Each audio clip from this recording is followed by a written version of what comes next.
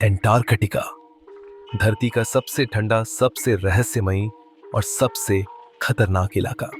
लेकिन आज जो सच मैं आपको बताने वाला हूं वो आपकी रूह तक हिला देगा, जो इंसानियत के लिए एक दिन काल बन सकता है।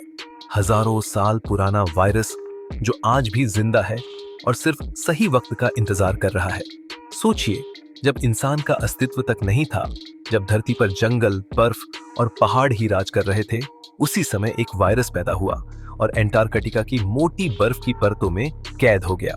बर्फ की ये परतें कोई साधारण बर्फ नहीं, ये लाखों साल की स्नोफॉल से बनी आइस शीट्स हैं और इन आइस शीट्स के अंदर फंसे हुए हैं डेडलीस्ट माइक्रोब्स, जिनमें से कुछ वैज्ञानिकों ने बाहर निकालकर चौंकाने वाली बातें कही हैं। वैज्ञानिक कहते हैं कि बर्फ के नीचे मौजूद ये वायरस पूरी तरह से एक्टिव न सही, लेकिन डॉर्मेंट यानी सोया हुआ है, और अगर टेम्परेचर कुछ डिग्री बढ़ जाए, अगर आइस शेल्फ का थोड़ा सा हिस्सा भी पिघल जाए, तो ये वायरस फिर से जाग सकता है। हाँ, आपने सही सुना, हजारों साल पुराना वायरस वापस जिंदा हो सकता है।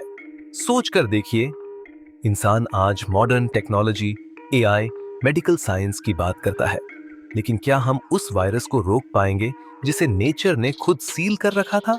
जिस वायरस को धरती की बर्फ ने हजारों साल तक कैद करके रखा, अगर वो बाहर आ गया तो? एंटार्कटिका की आइस कोर ड्रिलिंग में वैज्ञानिकों ने कई बार एंशिएंट ऑर्गेनिजम्स पाए हैं। कुछ वायरस इतने पुराने कि उनका जेनरेशन साइकिल तक समझ नहीं आता।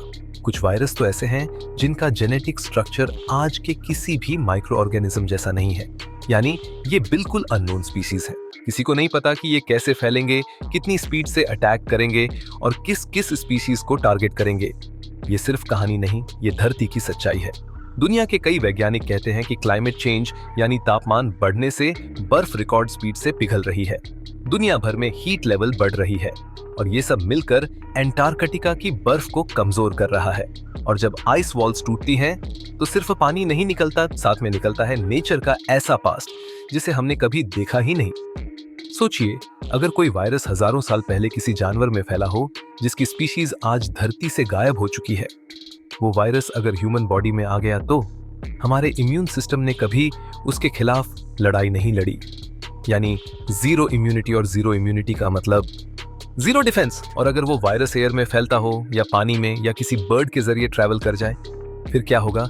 एंटार्कटिका की सतह पर जो एंशिएंट ग्लेशियर्स हैं, उनके नीचे साइंटिस्ट्स ने ऐसे वायरस खोजे हैं जो हजारों साल तक बिना होस्ट के सरवाइव कर गए। मतलब होस्ट के बिना भी ये खुद को फ्रीज मोड में रख सकते हैं। ये किसी भी माइक्रोब के लिए असंभव माना जाता था, लेकिन एंटार्कटिका ने दुनिया को दिखा दिया कि नेचर किसी भी रूल को तोड़ सकती है। कुछ रिसर्चर्स ने कहा है कि अगर ऐसे वायरस ग्लोबल सिस्टम में एंटर हो गए तो पूरी मानव सभ्यता को एक नई बायोलॉजिकल चैलेंज मिल सकती है। ऐसा चैलेंज जिसकी तैयारी दुनिया ने कभी नहीं की।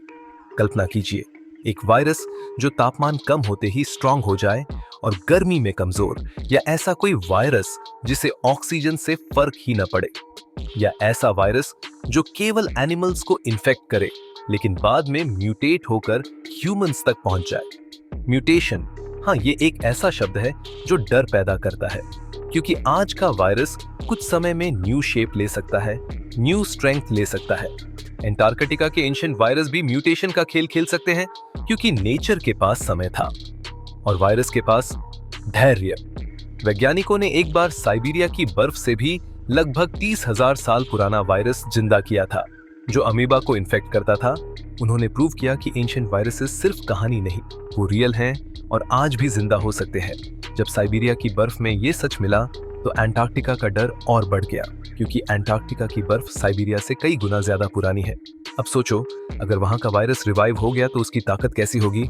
वैज्ञानिकों का एक और डर, अगर कोई वायरस समुद्री लाइफ को टारगेट करता है तो ओशन इकोसिस्टम कोलैप्स हो सकता है, और ओशन इकोसिस्टम खत्म होने का मतलब फूड चेन टूटना, ऑक्सीजन लेवल्स गिरना, वेदर सिस्टम बिगड़ना, और अंत में ह्यूमैनिटी पर सीधा खतरा। एंटार्कटिका सिर्फ बर्फ नहीं, ये एक टाइम मशीन है, नेचर की ऐसी हार्ड ड्राइव जिसमें लाखों साल पुराने डेटा स्टोर हैं, और ये डेटा अगर गलत तरीके से बाहर आया तो पूरी सिविलाइजेशन को रीसेट कर सकता है। इसलिए साइंटिस्ट्स एंटार्कटिका एक्सपीडिशन में एक्स्ट्रा प्रिकॉशंस लेते हैं। Hazmat suits, isolated labs, sterile instruments, क्योंकि वो जानते हैं कि एंटार्क्टिका का वायरस मजाक नहीं है। कुछ वैज्ञानिकों ने चेतावनी दी है, अगर ग्लोबल वार्मिंग इसी स्पीड से बढ़ी तो आने वाले दशकों में ऐसे एंशिएंट वायरसेस बड़ी संख्या में बाहर आ सकते हैं और फिर ये नेचर खुद तय करेगी कि कौन बचेगा कौन नहीं। आप सोच रहे होंगे क्या इंसान इससे बच सकता है? जवाब है शायद हाँ, शायद नहीं, क्योंकि लड़ाई नए वायरस से नहीं बल्कि अननोन वायरस से है और अननोन हमेशा डेंजरस होता है। दोस्तों, एंटार्क्टिका का ये रहस्य सिर्फ डराने के लिए नहीं है, ये एक चेतावनी है, एक संकेत कि नेचर के साथ खिलवाड़ इंसान को बहुत महंगा पड़ सकता है।